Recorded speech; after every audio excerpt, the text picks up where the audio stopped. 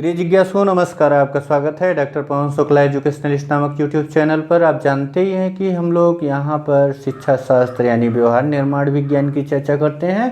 तो आज हम एक ऐसे प्रकरण की बात कर रहे हैं जिसका हमें अक्सर उपयोग में हमको लाना पड़ता है कि आप जैसे कुछ भी आपने पढ़ाया कक्षा में या फिर आपने कुछ और किया है, किसी को कुछ सिखाया है, तो आप कोई समूह को सिखाते हैं या फिर अकेले सिखाते हैं, तो उसका जानकारी कैसे प्राप्त करेंगे, कितना सीखा उसने। तो उसके लिए आप मूल्यांकन करते हैं या मापन करते हैं, और मापन या मूल्यांकन करने के लिए आप इस शिक्षा शैक्षिक जगत में आपको किसी टेस्ट की ज़रूरत पड़ती है। वैसे भी आप हर जगह टेस्ट की ज़रूरत पड़ती है। चाहे आप जो है स्वास्थ्य से संबंधित जाँच के लिए जाएंगे तो वहाँ भी आपका टेस्ट होता है, और विद्यालय में प्रवेश के लिए जाएंगे या फिर किसी सेवा में जाने के लिए, सर्विस में जाने के लिए तैयार होंगे तो वहाँ भी आपको टेस्ट देना पड़ेगा। तो जो टेस्ट लिया जाता है, उस टेस्ट को, परीक्षण को लेने का आधार क्या होता है? उसका आधार जो होता है, कोई एक परीक्षण होता है, कोई एक टेस्ट होता है जिसके आधार पर उसको आप उद्देश्य को पूरा किया जाता है। तो आज के इस वीडियो का जो अंक है हमारा, उसका प्रकरण है टेस्ट कंस्ट्रक्शन यानी परीक्षण की रचना करना। कोई भी परीक्षण जो आपने सुना जाना कि कोई भी परीक्षण कैसे तैयार होता है, इसके विषय में हम इस वीडियो में बात करेंगे। यानी आप देखेंगे कि जो आपने किया है किसी के संदर्भ में, या कोई क्लास आप पढ़ा रहे हैं उदाहरण के लिए, तो आप किसी कक्षा को गणित पढ़ा रहे हैं, मान लीजिए कक्षा 9 को गणित आप पढ़ा रहे हैं, और उस कक्षा 9 के गणित को पढ़ाने के पश्चात आपको यह भी जानकारी आवश्यकता महसूस होगी कि आपका जो पढ़ाया है, जितना आपने पढ़ाया है उसको बच्चों ने कितना प्राप्त किया। तो उसके लिए आपको सबसे पहले किसकी ज़रूरत पड़ेगी? टेस्ट की ज़रूरत पड़ेगी। और टेस्ट जो होते हैं बहुत सारे बने बनाए भी होते हैं, तो लेकिन बहुत से ऐसे भी विषय प्रकरण हैं जिन पर आपको टेस्ट नहीं बनाए मिलते। तो आप सामान्य बातें और विशिष्ट बातें टेस्ट फॉर्मेशन कंस्ट्रक्शन की जानते रहेंगे, तो ये टेस्ट का कंस्ट्रक्शन करना आपके लिए आसान होगा। तो इसके कुछ 6 चरण हैं, और इसमें पहला चरण है परीक्षण योजना, जो टेस्ट की प्लानिंग है। टेस्ट की प्लानिंग का मतलब, आप योजना का तात्पर्य जानते ही हैं कि कोई भी योजना क्या होती है। किसी भी योजना के अंतर्गत क्या बातें होती हैं कि आप कोई भी कार्य जो कर रहे हैं वह क्या है, उसका लक्ष्य क्या है, उद्देश्य क्या है, और उस उद्देश्य की पूर्ति के लिए आप किन साधनों का उपयोग करेंगे, कब करेंगे, और उन साधनों जो उद्देश्य है उसकी पूर्ति हुई कि नहीं हुई, इसकी कैसी जानकारी मिलेगी, तो और किस तरह से किया जाए कि उस पर सहमति हो। तो सब तरह की बातों का निर्धारण परीक्षण योजना में यहाँ भी किया जाएगा। जैसे एक प्लान आप बनाते हैं कि आपको कोई परीक्षा पास करनी है, उत्तीर्ण करना है, तो उत्तीर्ण करने के लिए आप योजना बनाते हैं, कैसे, कब, क्यों, कहाँ, कैसे। जितने प्रश्न हैं सब प्रश्नों का उत्तर आप ढूंढने का प्रयास अपने एक पहले से ही तैयार किए गए एक योजना में करते हैं। तो उसमें परीक्षण उद्देश्यों का निर्धारण करना, ये पहला उद्देश्य होता है कि आप अपना परीक्षण क्यों करना चाह रहे हैं। सबसे पहली बात तो जो परीक्षण का उद्देश्य है वह बताना पड़ेगा, आपको सुनिश्चित करना पड़ेगा कि आप परीक्षण करना क्यों चाहते हैं, कि आखिर लक्ष्य क्या है, क्या चाहते हैं। इसलिए आप परीक्षण के उद्देश्यों का निर्धारण करेंगे, और जब परीक्षण के उद्देश्यों का निर्धारण हो जाएगा तो आप विषय वस्तु का निर्धारण करेंगे कि किस विषय वस्तु का आप परीक्षण करना चाह रहे हैं। आपने, जैसे मैंने कहा कि कक्षा 9 की गणित का टेस्ट लेना चाहते हैं, तो कक्षा 9 के गणित में बीजगणित, रेखा गणित, अंक गणित जो चलते हैं उनमें से किसका लेना चाहते हैं, और उनमें से भी कितना विद्यार्थियों को आपने पढ़ाया हो वहाँ तक लेना चाहते हैं, तो वो विषय वस्तु के निर्धारण के अंतर्गत आ जाएगा। उसके बाद परीक्षण के रूप आदि का निर्धारण करेंगे कि जो परीक्षण होगा वो एकल होगा यानी वैयक्तिक रूप में लिया जाएगा कि सामूहिक रूप में लिया जाएगा। परीक्षण जो होगा शाब्दिक होगा कि अशाब्दिक होगा, किस तरह से होगा, इसका भी निर्धारण परीक्षण की योजना के अंतर्गत किया जाता है। पहले पद में आप ये सब बातें तय कर लेते हैं कि जो उद्देश्य है कि किन किन लोगों के लिए बनाया गया है, कैसे होगा, किस भाषा में होगा, कब होगा, कहाँ होगा, उसकी विषय वस्तु क्या होगी, ये सब बातें आप परीक्षण की योजना के अंतर्गत करते हैं। यानी परीक्षण का उद्देश्य निर्धारण करेंगे, विषय वस्तु का निर्धारण करेंगे, परीक्षण के रूप का आदि का निर्धारण कर लेंगे। तो ये जैसे आप इसमें विषय वस्तु के निर्धारण, मैंने कहा कि आप गणित पढ़ा रहे हैं, गणित का टेस्ट लेना चाहते हैं, तो गणित में कौन सी आपने तय किया कि अंक गणित का लेना चाहते हैं, तो अंक गणित में कक्षा 9 में किस पाठ तक आपने पढ़ाया है, चक्रवृद्धि ब्याज का, या फिर मध्यमान का, माध्यिका का, या बहुलक का। अब देखते हैं कि अब तय करते हैं कि कितना तक पढ़ाया गया है, उस विषय वस्तु का निर्धारण करते हैं। परीक्षण का रूप का मतलब कि वो किस भाषा में होगा, कैसे होगा, शाब्दिक होगा, अशाब्दिक होगा, व्यक्तिगत परीक्षण होगा, बुद्धि परीक्षण होगा, कि वो हिंदी भाषा में होगा, अंग्रेजी भाषा में होगा, भोजपुरी में होगा, अवधी में होगा, तेलुगु में होगा, तमिल में होगा, कन्नड़ में होगा, अब उसमें बांग्ला में होगा, किस भाषा में है, तमाम बातें यहाँ आप तय करेंगे। इसके बाद हम बात करेंगे दूसरे की। तो जो दूसरा स्टेप है परीक्षण का प्रारंभिक प्रारूप तैयार करना। जब कोई परीक्षण आपने तय कर लिया कि ये आपको करना है, उद्देश्य यह है, तो उसकी आप पहले एक डिजाइन तैयार करते हैं। उसके asserting the purpose of test, उसमें सबसे पहले आप जब asserting the purpose of test कर लेते हैं, असर्टेनिंग द सब्जेक्ट मैटर कर लेते हैं, ascertaining the form of the test कर लेते हैं, तो उसके बाद क्या करते हैं, प्रिपेयरिंग द प्रिलिमिनरी ड्राफ्ट। ये प्रारंभिक एक प्रारूप है, और इस ड्राफ्ट को तैयार करने के लिए आपको इन 6 बिंदुओं पर विशेष ध्यान देना पड़ता है। इसमें पहला बिंदु होता है परीक्षण के पद का। जो प्रश्न रखे जाएंगे, आप क्वेश्चन को यहाँ आइटम कहते हैं मापन मूल्यांकन की भाषा में, जो आप टेस्ट का फॉर्मेशन करते हैं तो उसे आइटम कहते हैं। तो आइटम यानी प्रश्न। जो परीक्षण के पद हैं कैसे होंगे, आपके परीक्षण में वे सत्य असत्य प्रकार के होने वाले हैं, या फिर मिलान प्रकार के यानी मैचिंग टाइप के, ट्रू फॉल्स रहेंगे, कि मैचिंग टाइप रहेंगे, कि रिकॉल टाइप के रहेंगे, या फिर रिक्त स्थान पूर्ति के टाइप के रहेंगे, कि उसमें फिल इन द ब्लैंक्स का प्रश्न होगा, या बहुविकल्पी प्रश्न होंगे, या लघु उत्तरीय होंगे, या दीर्घ उत्तरीय होंगे। जैसे बहुविकल्पी प्रश्नों का अब जितना आप देख रहे हैं, इन प्रश्नों का प्रकार आपने अब तक काफी परीक्षाएं दी हैं, और उन परीक्षाओं में ये सब प्रश्न आपको अवश्य मिले होंगे कि इसमें सत्य असत्य या मिलान प्रत्यास्मरण, कोई नई बात आपके सामने नहीं है। इन सब का जैसे बहुविकल्पी में 4 उत्तर हो गए, तो लघु उत्तरी में आप 50 शब्द 100 शब्दों में लिखिए, दीर्घ उत्तरी में आप निबंध लिखिए। तो रिक्त स्थान पूर्ति में मतलब खाली स्थान दे दिया गया, भारत की राजधानी ... है, तो इस तरह से आपको भरना होता है। तो ये पद की बात आप तय कर लेते हैं कि प्रारूप में आप तय करेंगे कि वो आपका जो तय किया अपने उद्देश्य और विषय वस्तु का निर्धारण और रूप तय किया है, उसके अनुसार जो प्रारूप है ड्राफ्टिंग आप तय करते हैं कि इस टेस्ट में हमारे इतने क्वेश्चन होंगे, कितना क्या होगा, इसकी बात करते हैं।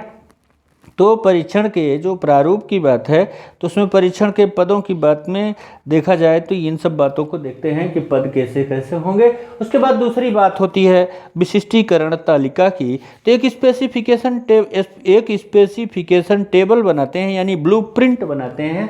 इसे क्या कह सकते हैं आप, इसे ब्लूप्रिंट भी कहा जाता है मनोविज्ञान मापन मूल्यांकन में। ये ब्लूप्रिंट है कि उद्देश्य, जैसे बेसिकली आप जानते हैं कि संज्ञानात्मक, नॉलेज, अंडरस्टैंडिंग एंड एप्लीकेशन, 3 प्रकार के उद्देश्यों का मूल्यांकन किया जाता है सामान्यतः। अब कोई भी प्रकरण आपने लिया है, ये एक टेबल इस तरह से बनाया होता है कि कोई भी प्रकरण, मान लीजिए आपने गणित में चक्रवृद्धि ब्याज लिया है, मूलधन लिया है, चक्रवृद्धि ब्याज लिया है, उसके बाद साधारण ब्याज लिया है, फिर आपने यहाँ पर कुछ और लिया है। इस तरह से आप उसमें भार देखते हैं कि कितना प्रतिशत चक्रवृद्धि ब्याज, कितना प्रतिशत ये इसको देखेंगे। उसके बाद नॉलेज, अंडरस्टैंडिंग और एप्लीकेशन के संदर्भ में टेबल बना हुआ है जो आपके सामने, यानी संज्ञान के संदर्भ में क्या स्थिति है, अवबोध और अनुप्रयोग के संदर्भ में। अब इसमें आप क्या देखेंगे, इसमें आप देखेंगे कि जो संज्ञानात्मक पक्ष बालक का था उस प्रकरण से संदर्भ में उसका कितना विकास हुआ है।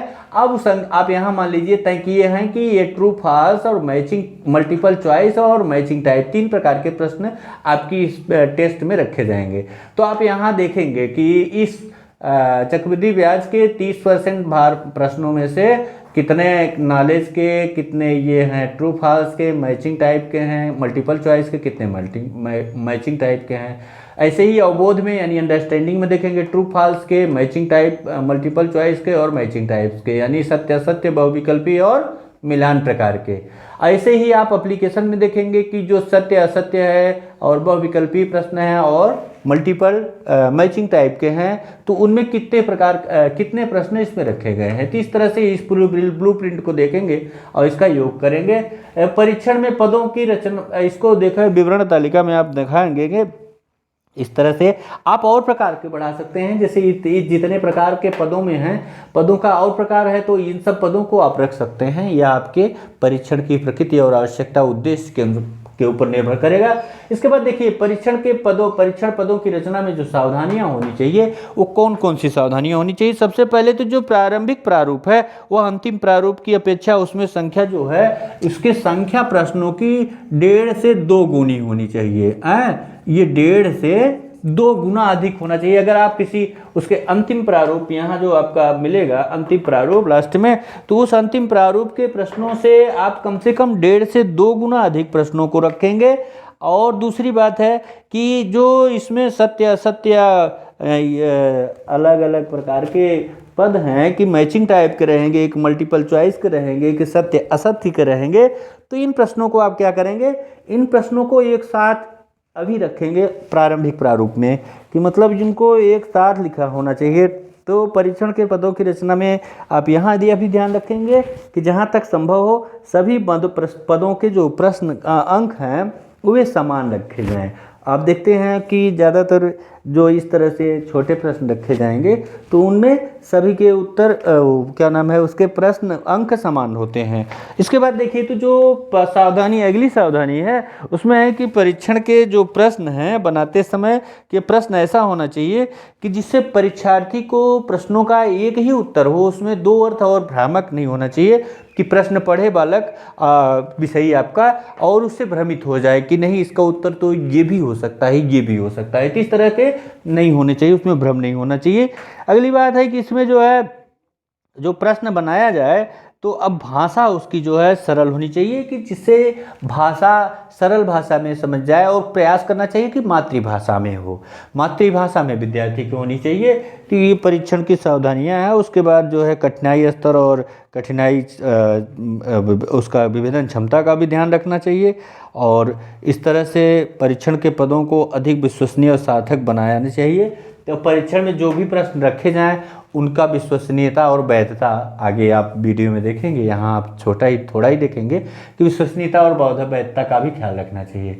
इसके बाद जो चौथा पॉइंट बिंदु है आपके दूसरे में परीक्षण के प्रारूप निर्माण करने में, वह है पदों का व्यवस्थापन, ऑर्गेनाइजेशन ऑफ आइटम्स का जो ऑर्गेनाइजेशन है वो कैसे किया जाता है। जो परीक्षण के पदों की रचना आप जब कर लेते हैं और प्रश्नों का संपादन करते हैं तो प्रश्नों का परीक्षण एक विशेष व्यवस्था के अनुसार लिखना चाहिए। यदि परीक्षण में कोई कठिनाई स्तर की बात हो तो प्रश्नों को सरल से कठिन के क्रम में रखना चाहिए। जैसे प्रश्न निश्चित रूप से अगर परीक्षण बन रहे हैं तो कठिनाई स्तर और विभेदन क्षमता होगी, तो उसमें कठिनाई स्तर सरल से जटिल की ओर बढ़ाना चाहिए। ये व्यवस्थापन के लिए कुछ बातें हैं कि कठिन से सरल की ओर उसको जाना चाहिए, और उसमें विभिन्न प्रकार की योजनाएं जो पदों हैं किस प्रकार के पद हैं इन सबको रखना चाहिए। यदि कई प्रकार के प्रश्न हैं जैसे सत्य असत्य इस तरह से, तो एक एक करके रखना चाहिए, इकट्ठा ही सब कुछ नहीं रख देना चाहिए। व्यवस्थापन ऑर्गेनाइजेशन में अभी बनाने में आप एक साथ रख सकते हैं, लेकिन व्यवस्थापन में इसको बदलना पड़ेगा। उसके बाद परीक्षण प्रशासन और निर्देश की बात आती है कि जो परीक्षण दिया गया है, जो आप परीक्षण बना रहे हैं वो कक्षा 9 के विद्यार्थियों के लिए, उदाहरण मैंने लिया था गणित के लिए है, तो वो कक्षा 9 के गणित के विद्यार्थियों पर ही प्रशासित किया जाएगा, और उस पर एक आयु वर्ग का भी उल्लेख हो सकता है। साथ ही साथ उसमें निर्देश भी लिखे रहेंगे कि पूरे प्रश्न कितने हैं, कितने समय का होगा, प्रत्येक प्रश्न के कितने अंक हैं और किस तरह से उनको टिक करना है या फिर आंसर शीट में उसको मार्क बनाना है, गोला बनाना है, इस तरह का होना चाहिए। उसके बाद परीक्षण के फलांकन की बात, जो मार्किंग स्कोरिंग की बात होती है, स्कोरिंग ऑफ टेस्ट, तो स्कोरिंग बिल्कुल स्पष्ट होनी चाहिए कि जैसे मान लीजिए आप एक ही टेस्ट में कई प्रकार के प्रश्न रख रहे हैं और उन प्रश्नों के अलग अलग अंक भी हैं, तो उन प्रश्नों के अलग अलग अंकों की प्रकृति के अनुसार उनको व्यवस्थित करना चाहिए, और प्रश्न में आपके निर्देश होना चाहिए कि खंड ए में सभी प्रश्न 1 अंक के हैं, खंड बी में सभी प्रश्न 2 अंक के हैं, सी में 3 अंक के हैं, डी में 4 अंक के हैं, ई में 5 अंक के हैं। अब जैसा आपने बनाया हो तो इस तरह से होना चाहिए। उसके बाद जो तीसरा पॉइंट देखिए, तो जो परीक्षण का आपने प्रारंभिक प्रारूप बना दिया है यह अंतिम प्रारूप नहीं हो गया, यह आपका टेस्ट तैयार नहीं हो गया। अब इसके बाद आपको तीसरे बिंदु पर जाना होगा कि जो परीक्षण के प्रारंभिक प्रारूप की जांच करना, कैसे परीक्षण जो बनाया गया है उसके प्रारंभिक प्रारूप की जांच की जाए। तो उसके लिए कुछ बातें हैं जिसमें 2 महत्वपूर्ण बातें आपके सामने हैं, यहाँ मैं आपको बता रहा हूँ कि एक तो पद विश्लेषण होगा और दूसरा प्रश्न या पद का सुधार होगा। हम पद विश्लेषण के बारे में अगले वीडियो में बात करेंगे, क्योंकि ये एक बड़ी प्रक्रिया है। इसमें कठिनाई दो बात आती है, एक जो आइटम आप रख रहे हैं, जो एक प्रश्न आप रख रहे हैं, एक पद आप रख रहे हैं, उसका विश्लेषण करना। विश्लेषण करने का मतलब उसको छोटा छोटा करके समझना कि जो आपके उद्देश्यों की पूर्ति कर रहा है या नहीं कर रहा है। तो ये आइटम एनालिसिस से ही पता चलेगा। और ये आइटम एनालिसिस करने के लिए आपको दो बातें अनिवार्य रूप से करनी पड़ेगी, कठिनाई स्तर की और विभेदन क्षमता की, यानी डिफिकल्टी लेवल की और डिस्क्रिमिनेशन पावर की, डिफिकल्टी वैल्यू की या और डिस्क्रिमिनेशन पावर की। अब कठिनाई स्तर क्या है और विभेदन क्षमता क्या है, इसको हम विस्तृत रूप से आपको अगले वीडियो में बताएंगे। यहाँ इतना जान लीजिए कि कठिनाई स्तर प्रश्नों की कठिनाई स्तर से तात्पर्य है कि प्रश्नों का कितना कठिन स्तर है, और विभेदन क्षमता से है कि वे प्रश्न ज़्यादा बौद्धिकता के यानी ज़्यादा बुद्धिमान और कम बुद्धिमान छात्रों में कितना अंतर कर रहे हैं, वो विभेदन क्षमता है। तो जब आप कठिनाई स्तर और विभेदन क्षमता का ज्ञान कर लेते हैं, तब अगला क्रम आता है परीक्षण के प्रारंभिक प्रारूप की जांच में कि आप उन पदों को सुधारें जिनमें आपको कठिनाई स्तर विभेदन क्षमता के अनुसार प्रश्न चिन्ह मालूम पड़ रहा है कि उसमें सुधार की अपेक्षा आपको मिलेगी, तो आप यहाँ सुधार करेंगे।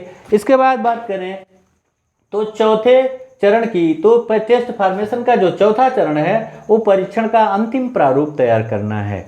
परीक्षण का अंतिम प्रारूप तैयार करने के लिए जो पदों का अंतिम चयन है, जब आप देखिए यहाँ पद विश्लेषण में आपको पूरा बेहतर समझ में आएगा कि आप कैसे उसको प्रारंभिक जो बनाया गया था उसकी जांच के लिए, आप जिस कक्षा के लिए बनाया गया, जैसे कक्षा 9 के गणित के लिए बनाया गया, तो आप कक्षा 9 के गणित के विद्यार्थियों के पास जाएंगे, उसको आप टेस्ट को देंगे, उनसे उनकी प्रतिक्रियाएं रिस्पॉन्सेस प्राप्त करेंगे, फिर उनकी स्कोरिंग करेंगे और एक डाटा तैयार करके फिर डिस्क्रिमिनेशन लेवल और डिफ़िकल्टी वैल्यू निकालेंगे। डिस्क्रिमिनेशन पावर और डिफ़िकल्टी लेवल, डिस्क्रिमिनेशन पावर और डिफ़िकल्टी वैल्यू आप निकालेंगे, तब आपको पता चलेगा।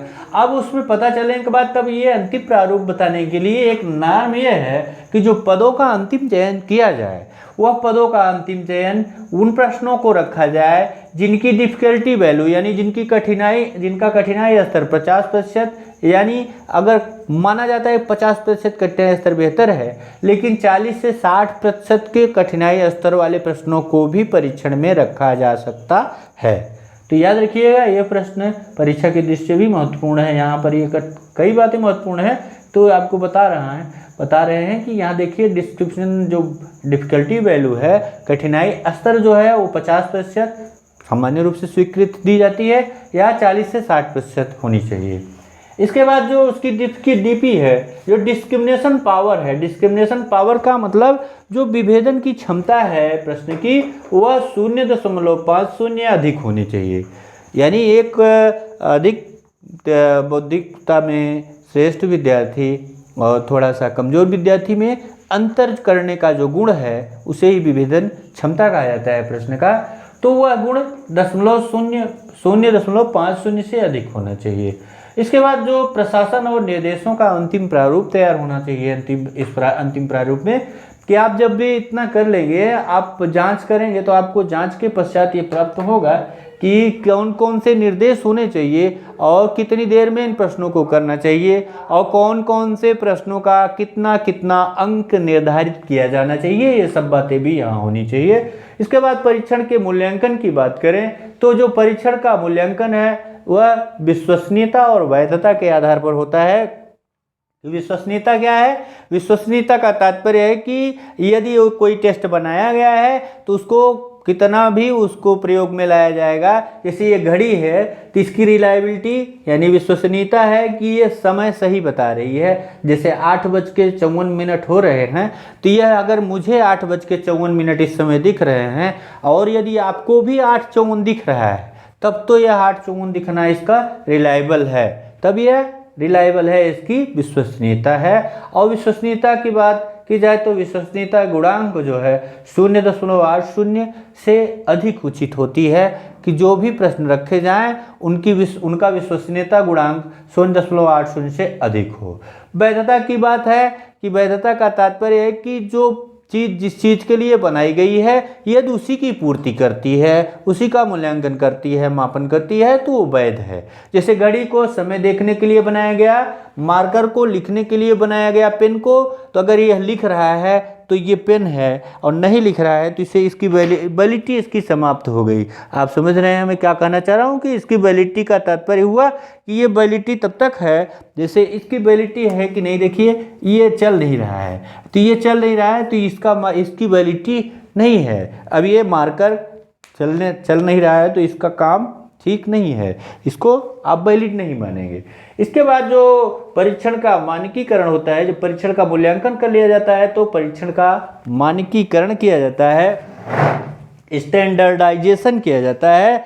कोई भी टेस्ट जब तैयार हो जाता है अंतिम रूप में, तो ये सब बातों को, जितनी आप पूर्व बातों को लागू करने के बाद ये प्रयास किया जाता है कि उसको परीक्षण को ऐसा बना दिया जाए जिससे कि उस पर ज़्यादातर लोगों की सहमति हो। और इसी संदर्भ में अगर देखा जाए तो क्रॉनबेक ने कहा था कि जो किसी मानकीकृत परीक्षण में प्रक्रिया, बलांकन, मूल्यांकन सभी निश्चित होता है जिससे कि इसका प्रयोग विभिन्न अवसरों पर किया जा सके। इसमें नॉर्म्स यानी मानकों की सारणी तथा किसी समूह के प्रतिनिधित्वकारी विद्यार्थियों का सम्मानित फलांकन ज्ञात रहता है। तो अगर आप उसको, कोई टेस्ट आपने बनाया है, उसको स्टैंडर्डाइज करते हैं, तो स्टैंडर्डाइज करने का मतलब आप कुछ विद्यार्थियों को स्पेशल आदर्श जो आपके प्यूपिल्स हैं जिनके लिए आपने बनाया है, उनको लेते हैं, उनके ऊपर उसको एडमिनिस्ट्रेट करते हैं, उनकी पूरी प्रक्रिया को समझाते हैं कि कैसे आपने बनाया था प्रश्न उत्तर या पद, फिर कैसे उसको discrimination power, difficulty value, reliability, validity आपने उसकी निकाली थी, और फिर वो किस तरह उद्देश्यों का मापन किया है। तो वह आपका परीक्षण अब स्टैंडर्डाइज्ड हो गया। जो आपने बनाया था अपने लिए वह अब सबके लिए उपलब्ध हो जाएगा, वह मानकीकरण के अंतर्गत आएगा। तो इस तरह से हमने आज जो है टेस्ट फॉर्मेशन यानी किसी परीक्षण के निर्माण के संदर्भ में बात की है।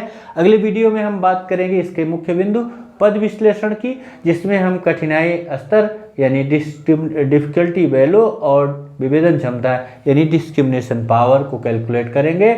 और फिर अगले वीडियो में मिलते हैं, तब तक के लिए आप अध्ययन करिए। चैनल लाइक शेयर सब्सक्राइब अवश्य कर लीजिएगा। कुछ बातें अवश्य कहिए कमेंट बॉक्स में, जो कुछ भी आप कहना चाहते हैं मैं आपका स्वागत करता हूँ। धन्यवाद, नमस्कार।